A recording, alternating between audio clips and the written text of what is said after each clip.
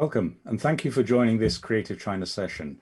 I'm Naren Barfield, Deputy Vice-Chancellor and Provost at the Royal College of Art, and a Council Member for Research England.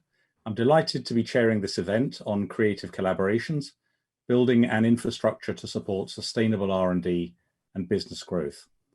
I'm very pleased to be joined by an expert panel comprising Dr. Tilly Blythe, Head of Collections and Principal Curator at the Science Museum, Grace Lang, who is Director of UK Research and Innovation China, and Connor Roach, who is Associate Director at Bot Consulting, each of whom brings a wealth of knowledge and experience on this topic and will be speaking on different aspects of creative collaborations.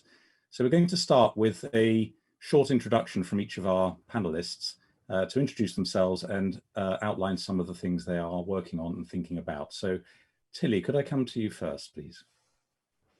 Hi, so yes, I'm Head of Collections and Principal Curator at the Science Museum in London. So there I'm responsible for the curatorial team who are thinking about all the content that we develop. So there's lots of exhibitions that we're working on, including a new exhibition that will be opening in the summer looking at Chinese clocks. We're also taking forward lots of research across the group. So that's research that helps support both our historical understanding of the collections, but also how we think about audiences and how we present really great experiences for audiences. And I'm on this panel today because we did this piece of work starting 2 years ago, looking at how we would collaborate with curators and researchers at the Palace Museum in Beijing and the Hong Kong Science Museum, and we worked with academics there in China, as well as bring our own knowledge and expertise from the UK. So that's what I'm hoping we're going to explore. Tilly, thank you very much. And Grace, could I ask you to introduce yourself as well? Thank you, Naren. So a big hello from Beijing, everyone. So I'm Grace Lang, Director of the UK Research Innovation Office in Beijing. I probably have met many of you in the previous events before. So really a big hello. And it's a bit unfortunate that I won't be able to see you in person, but online events are equally good. So just to say that UKRI China, I hope this is not unfamiliar to most of you. We represent the UK research innovation in China. We provide strategic advice to UK research innovation on the key areas of engagement with China, including, of course, creative economy, which is one of the most important sectors in this field. So I won't spend too much time talking about it, but it's really a big honor to join this panel. And I'd be very happy to share with you some of the broader context of UK-China relationship and the policy aspects of the creative economy sector going forward. Back to you, Naren. Thank you. Grace, thank you very much. And Connor, over to you if you could also introduce yourself and your work. Sure. Thanks, Naren, and good morning, everybody. Delighted to join this panel. My name is Connor Roach. I'm, as Naren said, Associate Director at BOP Consulting. And BOP Consulting is a firm that specializes in the culture and creative industries. I've been based out of China for the past 6 years plus. Unfortunately, as a result of the pandemic, I've had to leave my home in Shanghai. I'm now based out of London, but for the foreseeable future, I'll be here. And the work that we've done in China, continue to do in China, is essentially connecting creative institutions, businesses, and government agencies into what's happening in China, sharing know-how, expertise, and knowledge about what's happening on the ground in the country and in the culture and creative industries. And in the context of this panel, for the past few months, I've been working with the AHRC and UKRI, looking at how the AHRC, UK researchers, and the creative industries more broadly can increase the level of R&D activity in China. And so we're currently exploring the options for what we're calling a China hub, which is essentially an in-country China resource or a base.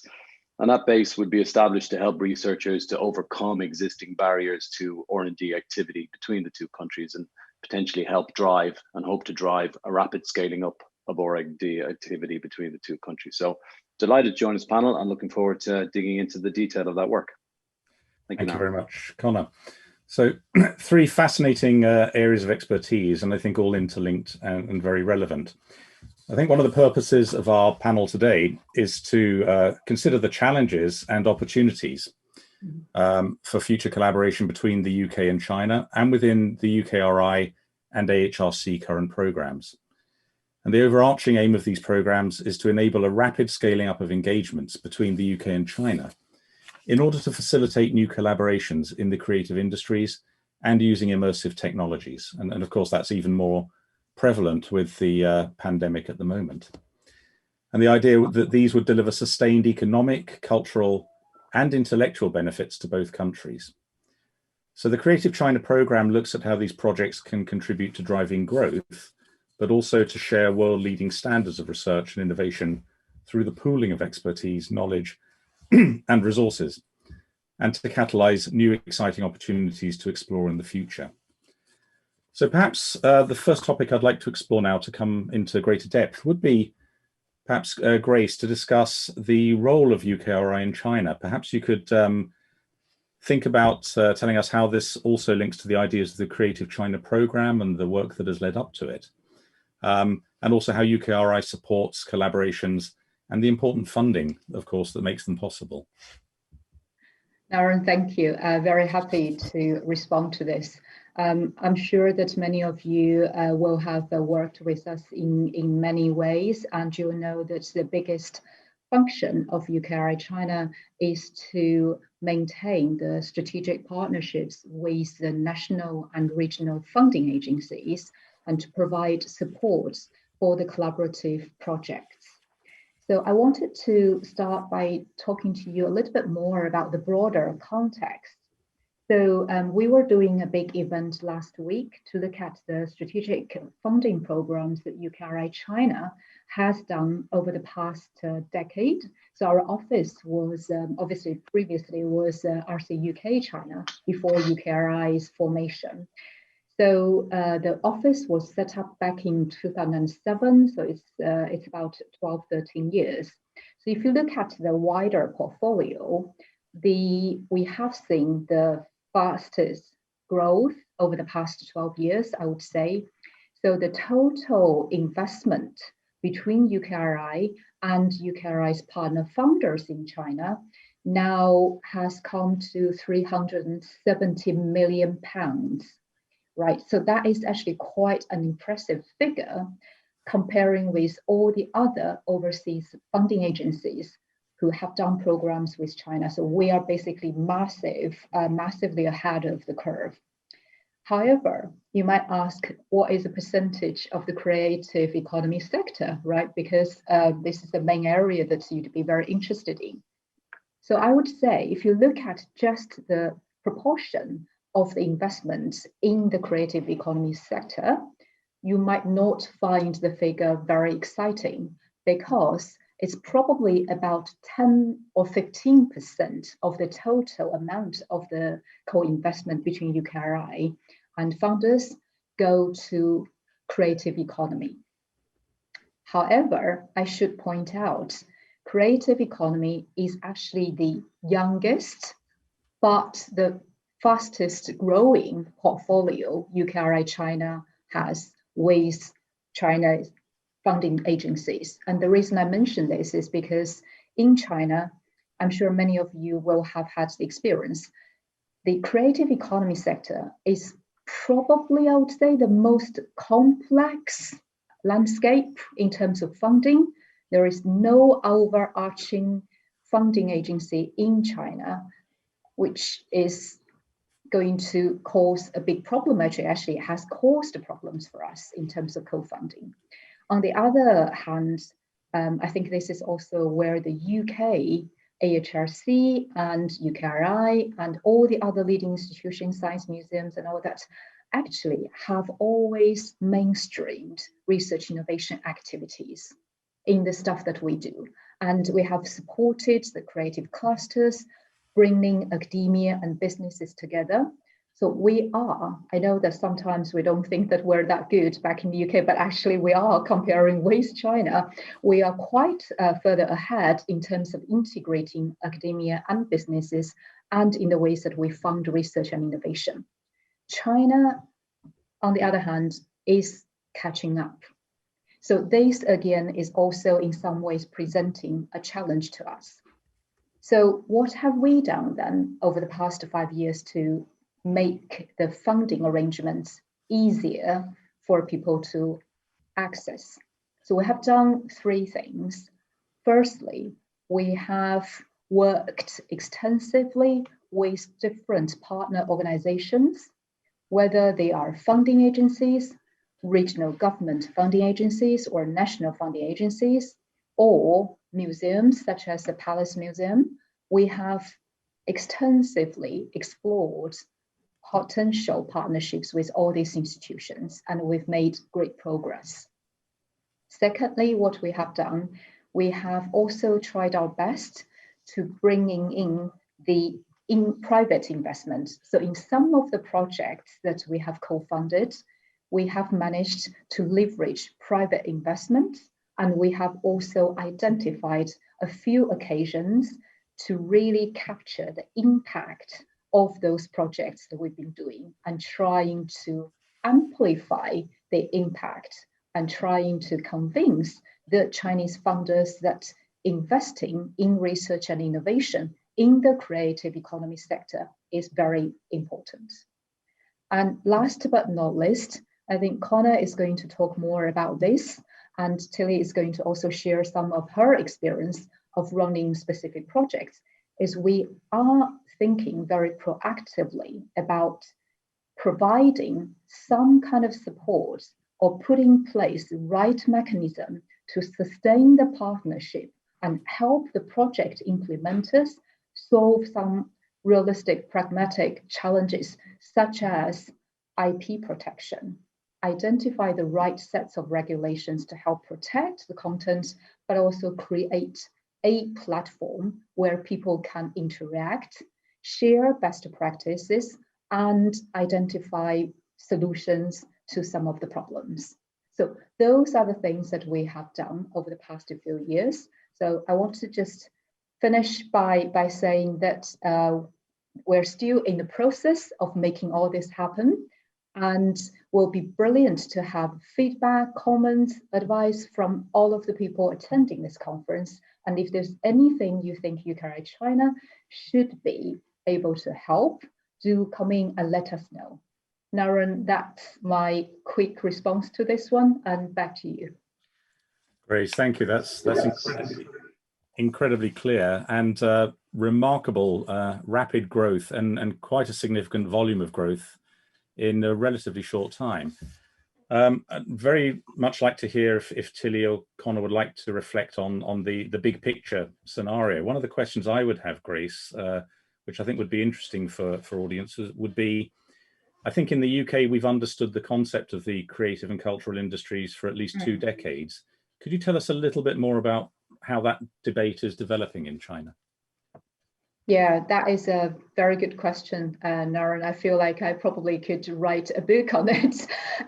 So I would say that actually you're quite right in terms of creative industries or creative economy in China. If you ask people working in the government, people working in companies like Tencent or the other companies, or if you ask people working in museums, they all give you very different answers to that. So in some cases, I would say that the government view now, especially also if you look at the guidelines of the 14th five-year plan, that lots of the creative industries, the central governments are thinking about really is about integrating technology with culture content.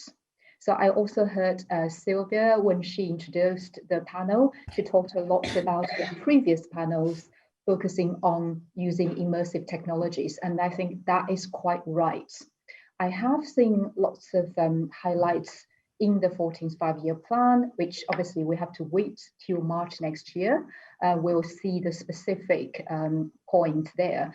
But so far we have seen lots of mentions of integrating technologies with the content. So on the other side, I would say that in some ways, lots of people think more about technology rather than the content itself. Whereas in the UK, we are probably thinking about both, or actually creative content probably goes before technology. I mean, we're thinking about the long history. So China is probably the opposite. The other thing I would mention is obviously I can't avoid the topic of soft power.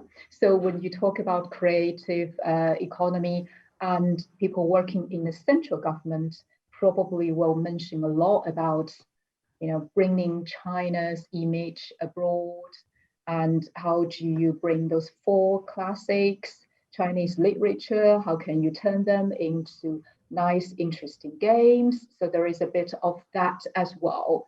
Very China characteristic creative economy definition. So those, I think, are the very interesting, like big differences. We'll see the things on both sides. Great, thank you very much. I think you've set the scene very clearly there for the big picture context and outlining some real opportunities, but obviously some challenges, and perhaps we'll also pick some of those up. But I think that's a very nice link to Tilly, if I may turn to you next, which is perhaps some of the practical considerations regarding planning, starting and sustaining creative collaborations between the UK and China.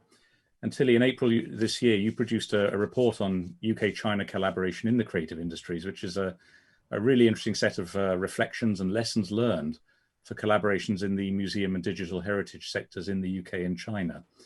And I think you're going to show us some slides and a short video. So if I ask you to do that, and then we'll pick up the conversation. Great, Naren, thank you. Yeah, I think it's really relevant, what I'd like to speak about to what Grace was talking about how you really create effective collaborative research programs between academics and the creative industries, and particularly if you're trying to do that between the UK and China. So the project that we started 2 years ago was called Time, Culture and Identity. And it was a combination of the Science Museum in London, the Palace Museum in Beijing, and we also had support from the Hong Kong Science Museum. But we were also working with academics at the Beijing Jiao Tong University and the Institute for the History of Natural Sciences at the Chinese Academy of Sciences. And all of this work was made possible by the Newton Fund and the AHRC. So I think, we had academic partners and museum partners, but we also had an innovative range of companies, creative companies from the UK and China. So we were very supported by some incredible digital companies and exhibit designers. So ISO Design, Cog Apps, Clay, Harmonic Kinetic, all companies who've worked with the Science Museum previously in the development of interactive experiences in our exhibitions and galleries. And then from China, we worked with interactive design studios such as Mujiti, Black Bow, Signal Alpha, and the digital art platform Output. But I think it's interesting because when the whole project began, it was back in 2007, and it was because we actually went out to China, we went to the Palace Museum, and we saw these extraordinary, exquisite clocks. These are the most beautiful 18th century clocks, which were being worked on in their conservation hospital, trying to get these clocks running again. And I've called them clocks, but actually they're so much more than that. They're really automata. They're kind of beautiful working complex technical mechanisms, and they were made at the time often by some of the leading clockmakers in the UK, so James Cox and Thomas Tompion, who are known for these exquisite machines that they created. And if you look at the one with the elephant, that's a machine that the ears move. You've got little spinning, beautiful kind of jewel-like flowers that turn. You've got these glass rods that move, and so they look like running water. And then the clock that we actually worked on with all of the academics and digital experts is the one on the right-hand side. So this is called the country scene clock, and you can see a large chicken that actually moves and has pecking chicken. There's cows and goats that move, really extraordinary mechanisms, and they play music and reveal a whole panorama. So these were made in England, as I said, but they were given to the Chinese emperor and on display in the imperial court.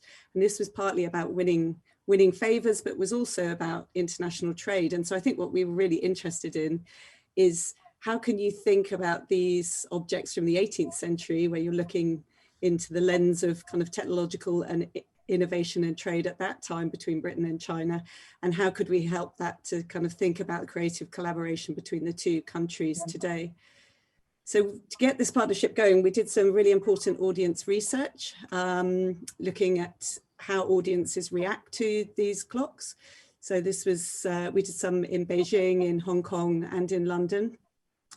And I don't want to make kind of too many generalizations, but there were some very interesting outcomes of that taught us how different those two audiences are. So, you know, everybody was interested in the mechanisms and how they worked and wanted to see them running.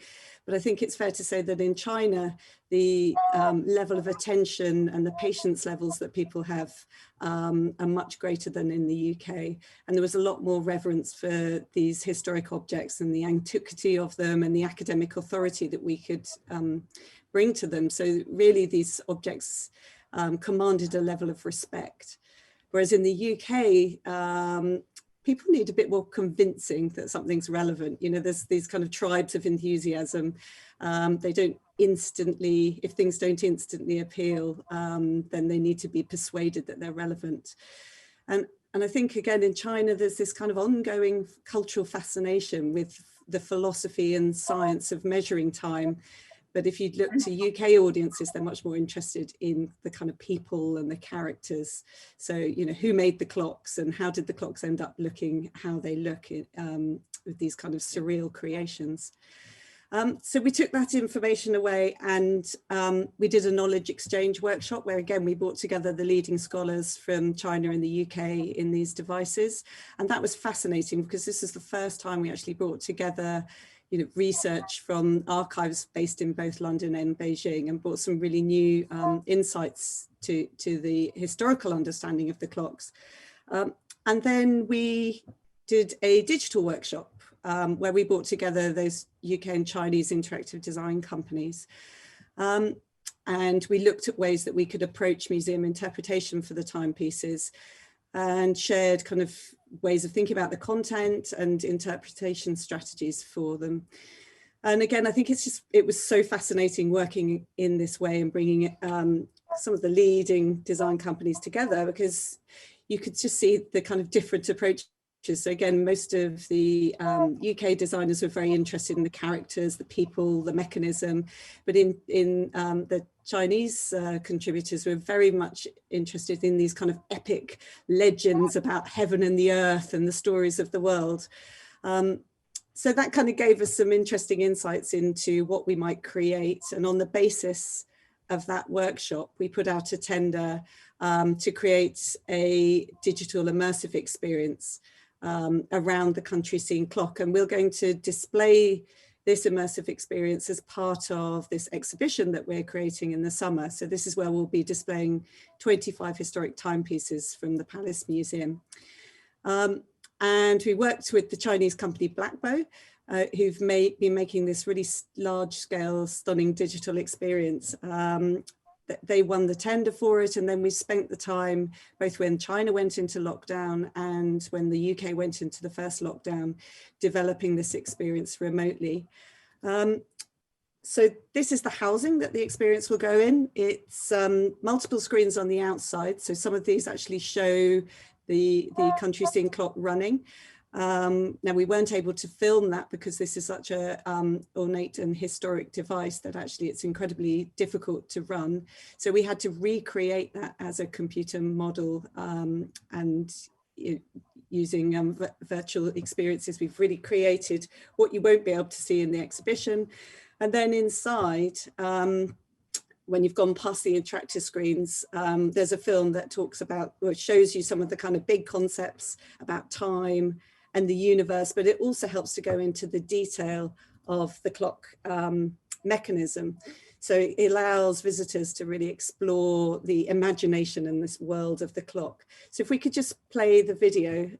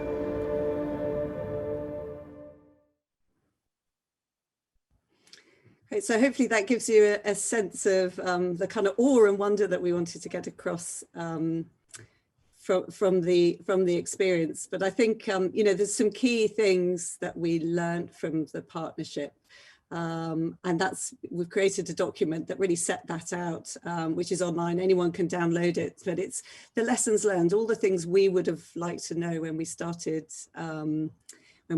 the project. So, you know, how do you really get very strong collaboration between academics and between the cultural industries if you're working in China? What are the key things you need to know? So I'll hand back to you, Naren, but I'm very happy to explore what those things were that we found out along our journey of collaboration. Lily, thank you. I think we and all the audience will share the sense of awe and wonder. That's a wonderful example and piece of work. It does spark some questions. Just a quick one, and we can expand. But the first one, I was fascinated. You said that one side is very interested in time and the clocks or the mechanisms, and the other side interested in the people. And how did you bridge that? Was that through conversation and dialogue, and that's a key component of the partnership? Yeah, I mean, it really was a key component of the partnership. And I guess, you know, there's always different ways that you can look at the interpretation of historical objects in any partnership. You know, if you're just working in the UK with interactive designers, there's always, you know, different opinions, different ways that you might push that. And you're always thinking about your audience. But it was just very useful to have done that audience research up front, and then to be quite open and you know, willing to explore these different dynamics to the way that we might think about the clocks. And I think that's where it became actually very exciting and interesting for us, because it's actually pushed us to do something that's perhaps a little bit less didactic, a little bit less explanatory, and a little bit more fun and imaginative, that will, you know, really give visitors to the exhibition a whole different way of understanding these clocks, which perhaps gives them something that's a little bit more the essence of how the Chinese people may perceive the clocks. Thank you, Tilly. And I think we heard from Grace about the volumes of funding and investment that are becoming available, and that's growing. I'd be very interested to know from your perspective, Tilly, your experience, if how would you advise anyone watching if they were looking at developing their own creative collaboration? Is it start with the funding opportunity, or start with the partnership, or is it iterative? How would you advise or go about that?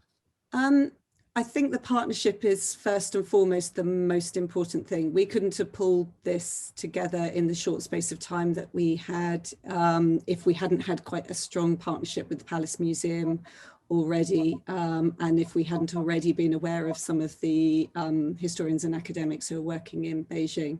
So that was absolutely critical. And I think it's so important to kind of clarify right at the beginning, before you're even writing the grant proposal, what it is you want to get out of the partnership. You know, be very upfront about that. You know, why do you want to take this on, and what is it that you need to get out of it, both in terms of individuals, but also in terms of your you know, the seniors that you're reporting to. In what way are they going to buy into this as a vision?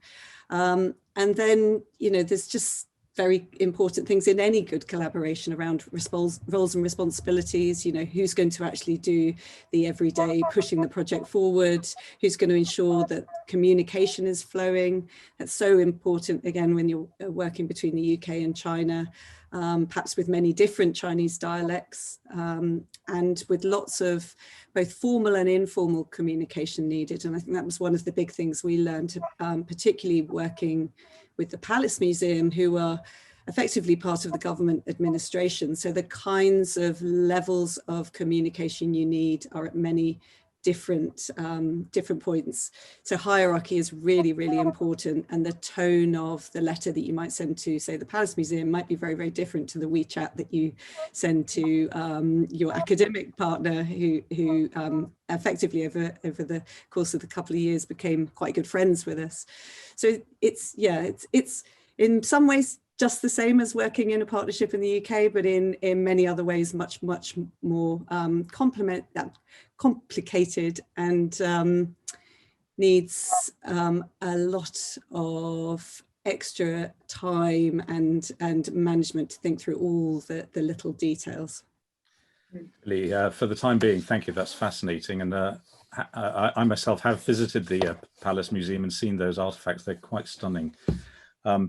I'd like perhaps to come back later on in the conversation about how we've all found ways to cope with COVID and working internationally across that. But I think what you've provided there, Tilly, is a real segue into these creative partnerships and how it might be helpful to have some way to support those and broker those opportunities. And I think, Connor, I understand you've been giving a lot of consideration to the possibility and potential for a creative hub, which sounds fascinating, timely, and I'm sure would be extremely welcome to many people who are hoping to forge those creative partnerships. So could we go a little bit more into that and what the timescales are, what the concept is and how it might operate? Sure. I mean, if it's okay with you now, and what I'd like to do is just take a step back and just talk quickly about the rationale. Yeah, please. For the hub, and then just talk about what we're doing in terms of trying to scope out for what the hub and what it look to achieve. And then Grace might be able to contribute to other questions about timing and that sort of stuff as well once we get into the detail. But very quickly, so what's the rationale for the hub? Well, you know, as we've talked about, China is one of the largest consumers of creative products and services internationally, and so you know that alone it stands to reason that there should be some sort of a concerted program of R&D activity between China and the UK. And after all, the UK is a net exporter of IP and culture and content, and China is right now a major importer. But culturally, China is very different to here, and you know, within China there are many different regional cultures. Business practices are different. The pace of work and negotiation practices are very different. Regulations and laws, etc. So what we're familiar with here is obviously not necessarily the context in China, and what works best here won't necessarily work best in China either. But it isn't all one way, of course, and you know, China, as Grace alluded to earlier, has very specific policies in place to drive domestic innovation and consumption, and you know, China created IP, technologies, and content, and so there's a combination of the economic conditions there and those opportunities that come with the economic conditions, and how the culture is different, sort of make for a very ripe environment or fertile environment for R&D. So for the work with the UKRI and AHRC to explore the potential for a hub, we spoke to a lot of researchers like yourselves who are already active in China. We spoke to businesses and governments in both countries, both in China and the UK, to better understand the barriers and the complexities of doing R&D activity in China, and of course, vice versa. We also spoke to our Chinese counterparts to think about what the difficulties that they're facing in terms of engaging and partnering with the UK. So the intention there is that a hub, the design of the hub, would be set up and resourced to help mitigate those barriers and mitigate the problems that existing researchers faced. So I just want to quickly run through some of the findings from that work and some of the findings and thoughts and opinions that have come back from those that we've spoken to in the sector.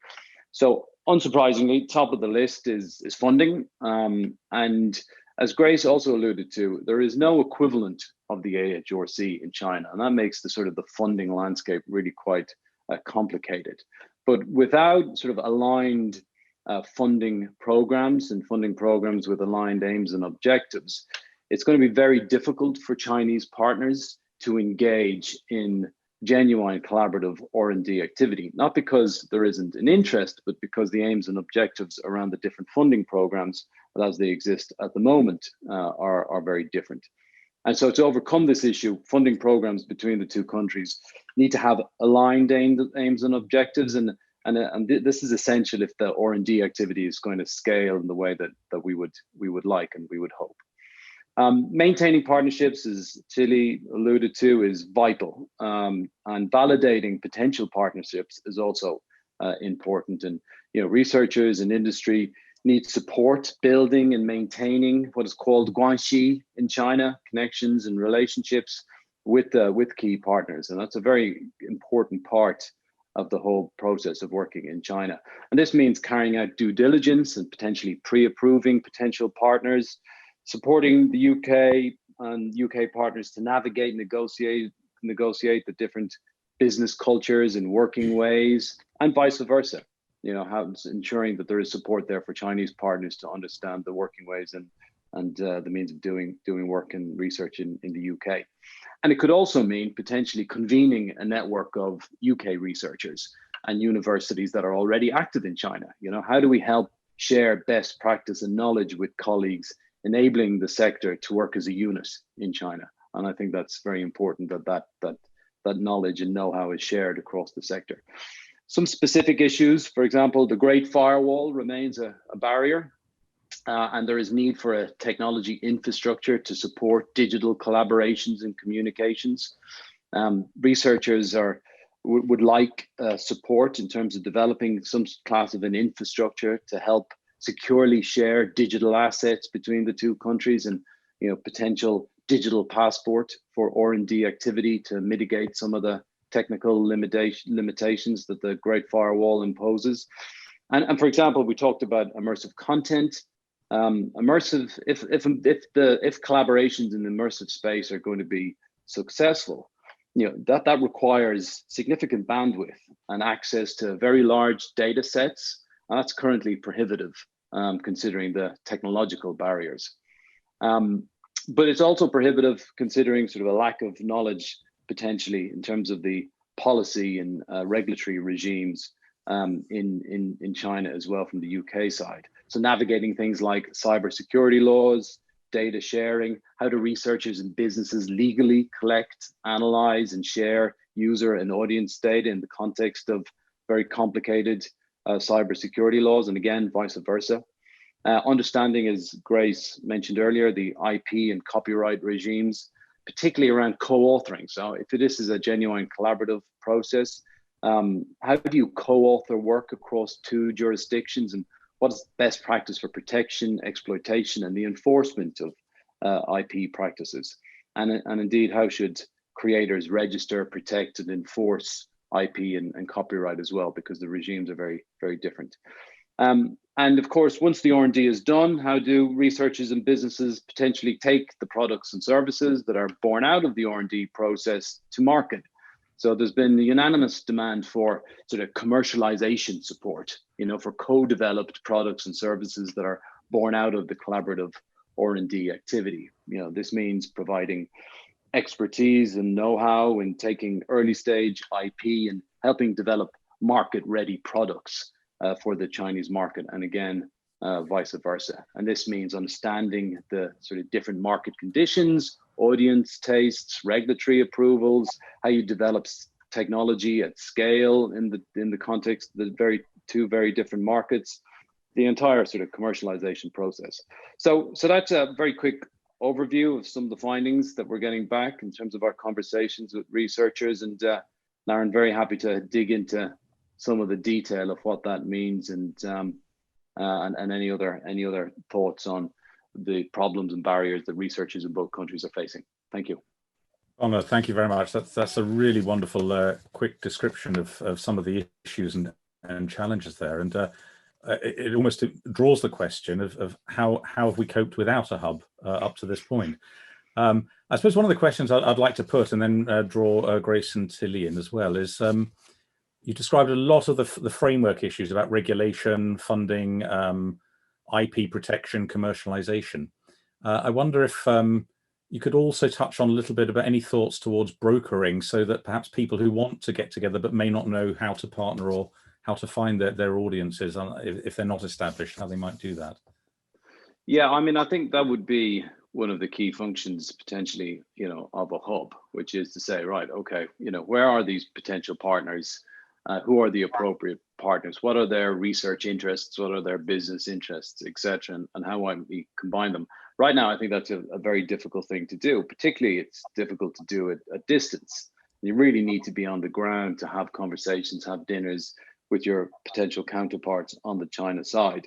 So sort of convening a network on both sides of researchers that are interested in collaborations in very specific areas is really an important part of this.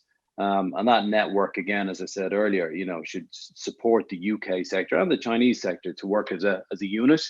Now, because at the moment, there's lots of different stakeholders that are working independently, and that's fine, and that's great.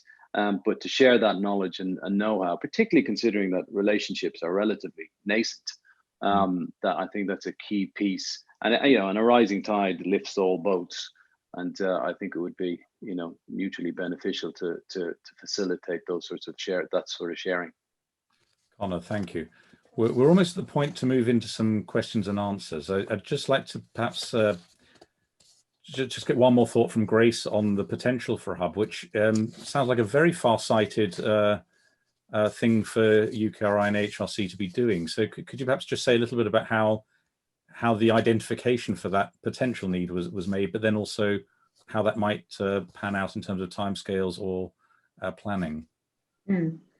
So I think that in terms of the idea of setting up the hub, and basically what Conor just explained was really good, and told lots of the thoughts behind it. I think there is no doubt among AHRC colleagues or UKRI colleagues, all of the colleagues that we have worked with, and also as well as a community, that having a hub in China or with China is absolutely crucial.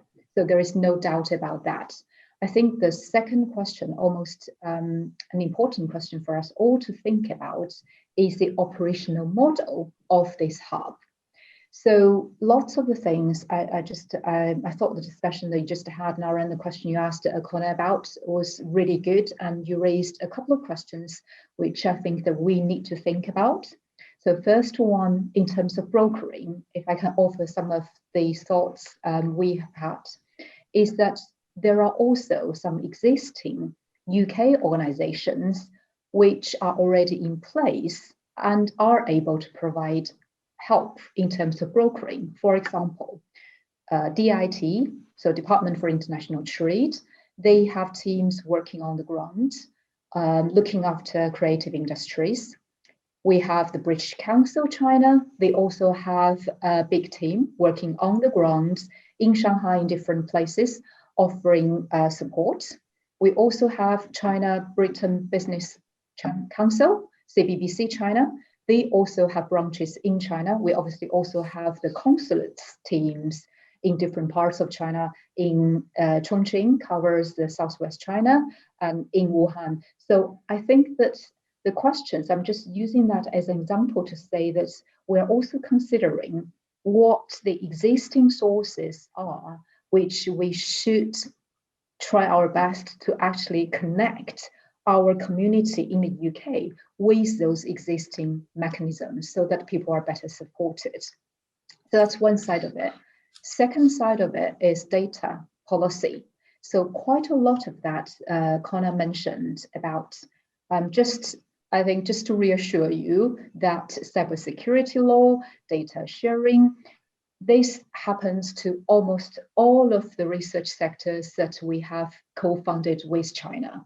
And in some sectors, this is actually even more important and crucial. For example, in our COVID-19 vaccine research and development, we talk about patients' data. So then lots of sensitivities around the ethnic group, all this. So data sharing is obviously very key to all of the discussion. So we're also thinking about using some mechanisms to provide support, not only just to CE community, but also to the wider community. So those are the issues that we've been considering. So I guess my short answer to that is that we now have, we think, a fairly good list of the framework questions. We just need to bring in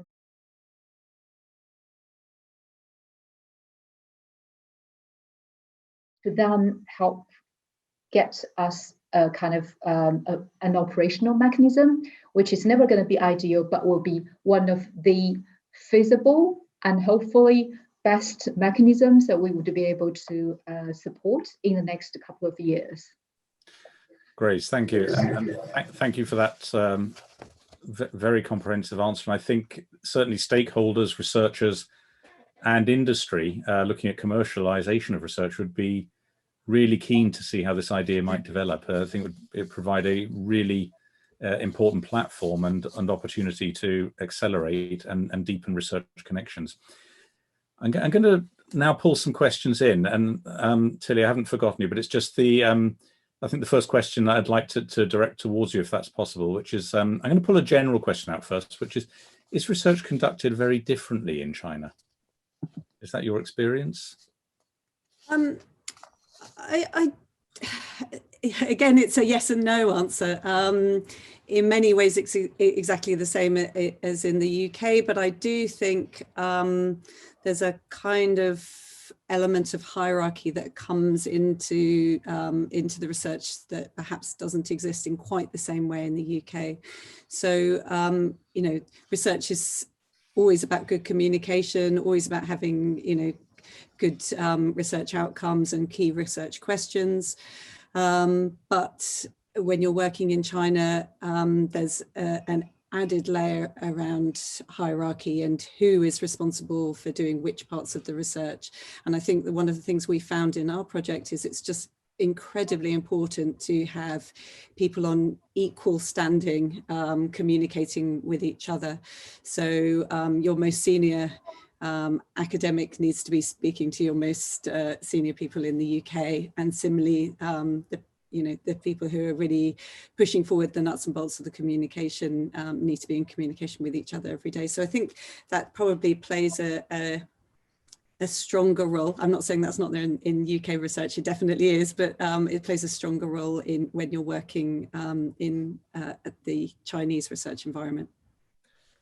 Thank you very much. I think that would be very useful for anyone watching to pick up if they're planning on collaborations. The next question I'd like to turn to is a little bit more detailed, but around risk, essentially. And this is from Martin Smith saying, it'd be interesting to get the panel's take on the regulatory and investor risk in China cultural collaborations. What he's saying here is that higher education institution collaborations are lower risk and good to do, but in his experience, commercial collaborations are very high risk. Does the panel share that perspective? And I don't know who would like to pick that one up first. Maybe Connor and then Grace and then Tilly, if we go in that order. I think when you say that doing business in China is complex, anybody who's done business in China will know that that is a very serious understatement. You know, I've been there for many years doing various different projects out there.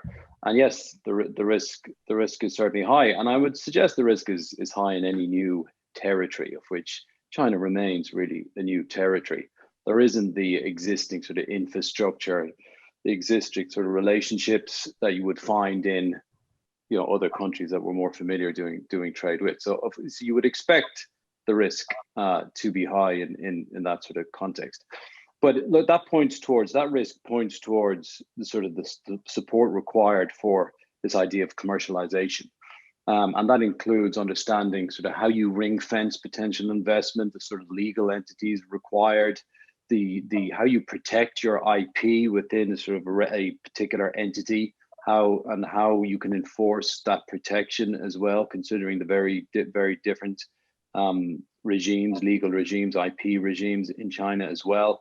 Understanding the process of getting your money out of China and sort of the actual capital outflows that go against that if you are successful in making money. So look, it is very high risk, and all the more reason why, you know, the UK companies, particularly considering the UK companies in comparison to Chinese companies, are very small.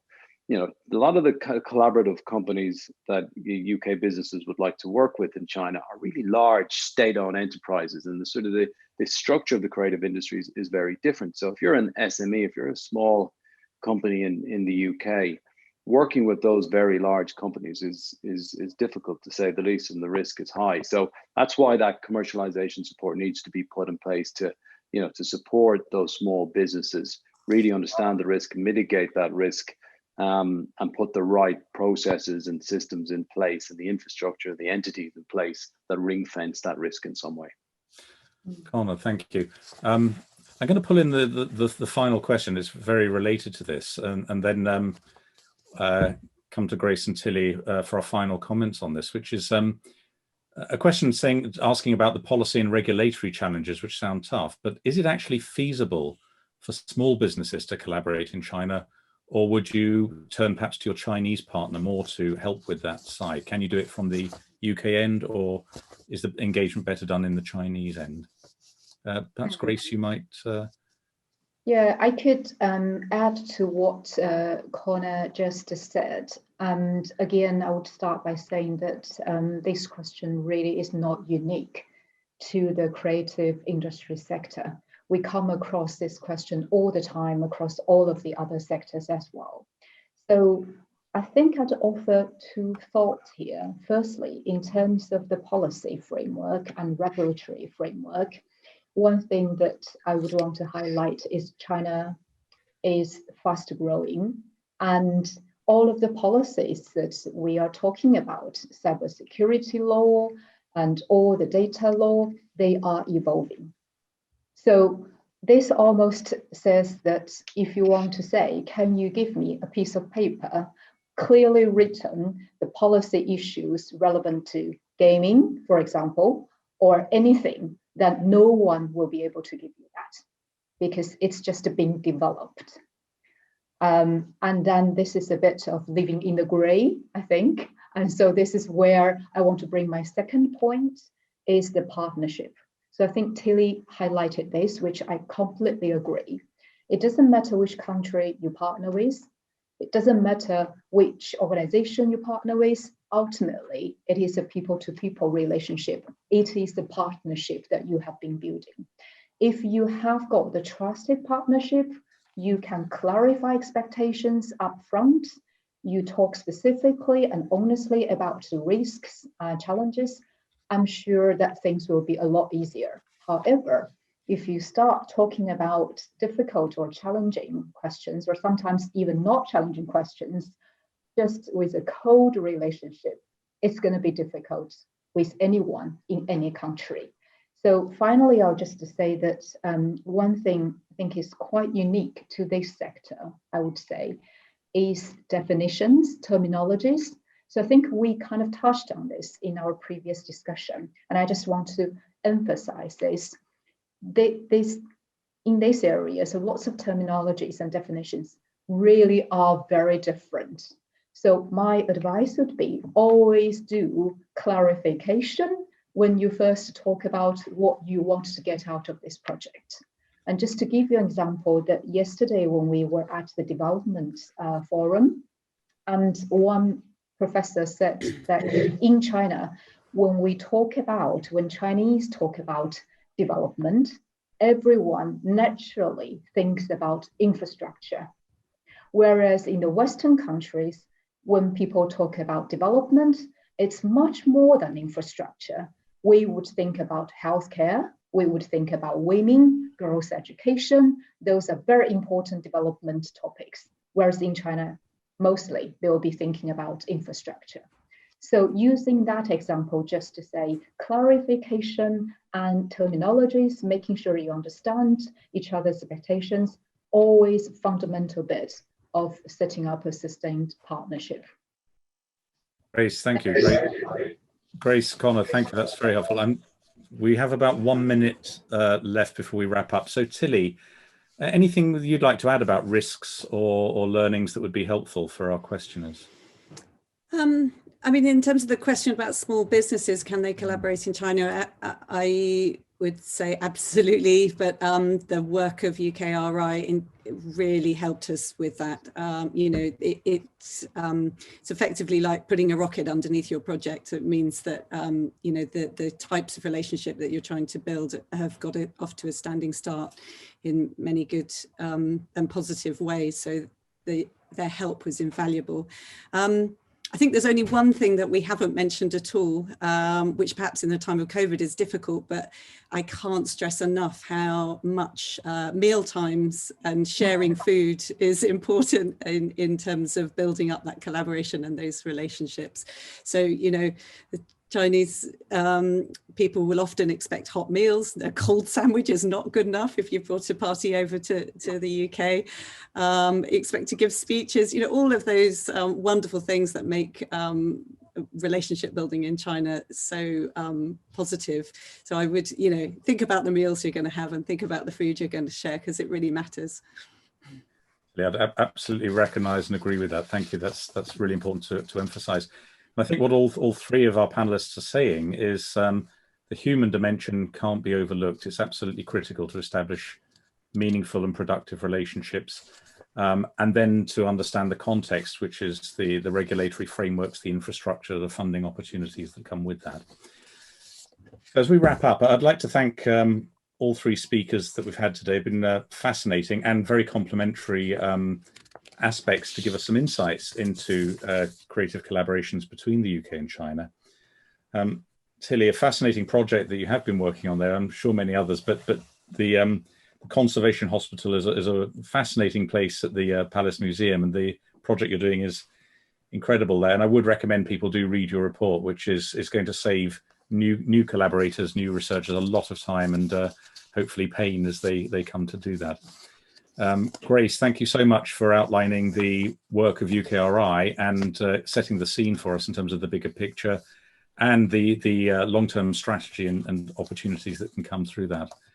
And Connor, fascinating to think about the rationale and the potential here for a hub, which I think many people would find really welcome to further their research ambitions and partnerships and offer both expertise, but also that brokering opportunity that would really help accelerate research collaborations. So it just remains for me to wrap up by signposting the audience towards the Creative China showcases that are taking place throughout the day, which will give further opportunities to learn about UK-China creative collaborations that are taking place. And of course, do visit the website or get in touch with the AHRC for more support. And I'm sure UKRI as well, Grace, would be keen to hear. And to our panelists, Grace Lang, Tilly Blythe and Connor Roach, thank you so much. And to our audience, thank you very much for joining us for this session.